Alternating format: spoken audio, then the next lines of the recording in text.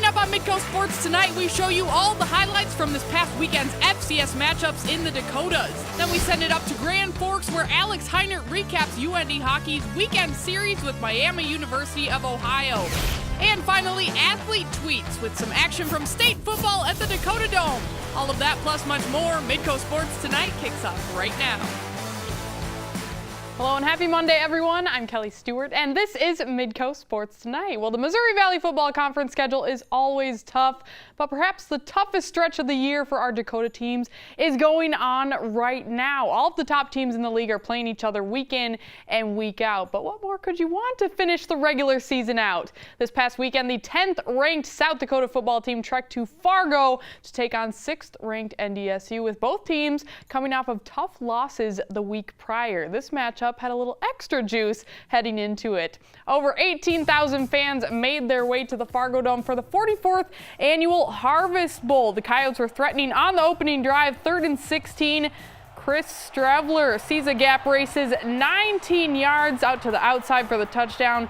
7-0 USD. First time USD has scored first against NDSU in the Division I era, but the Bison didn't stay down for long. Fargo native Ty Brooks answers with an 8-yard touchdown. Start of a big day for him.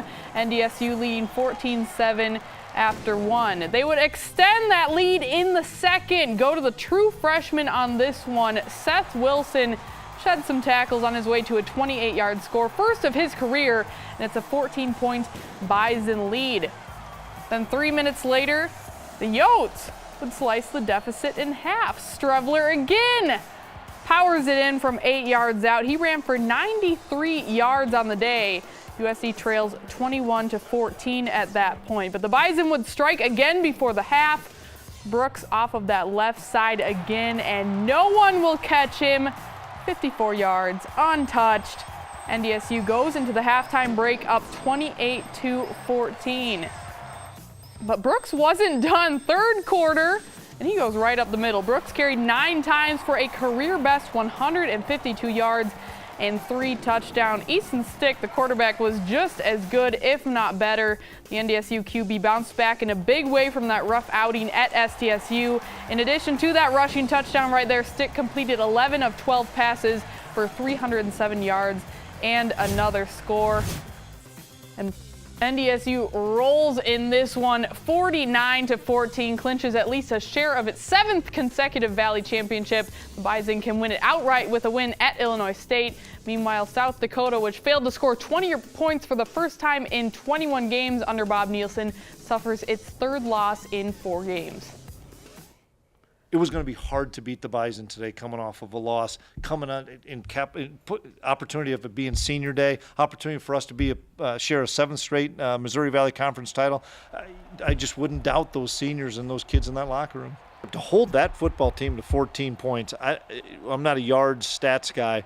To hold that team to 14 points when they've been averaging 40+, great effort by our defense and staff. That wasn't our best today. I'm not quite sure why it wasn't, but I don't want to take away from North Dakota State's effort. They played really well, executed, but we're a better team defensively, particularly than we showed today. And we're going to have to regroup, and we've got a big game next week. The thing that I was disappointed with, today in comparison to the other 2 losses. I mean, we played 3 very difficult places on the road, and I really felt that we didn't compete the way that I want our teams to compete in the second half, and that's disappointing.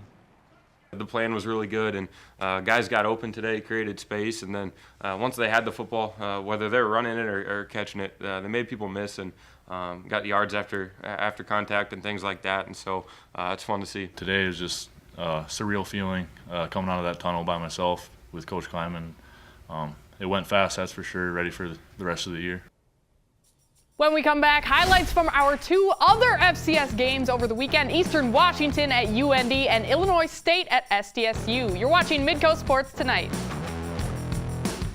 Midco Sports Tonight, presented by Avera Orthopedics.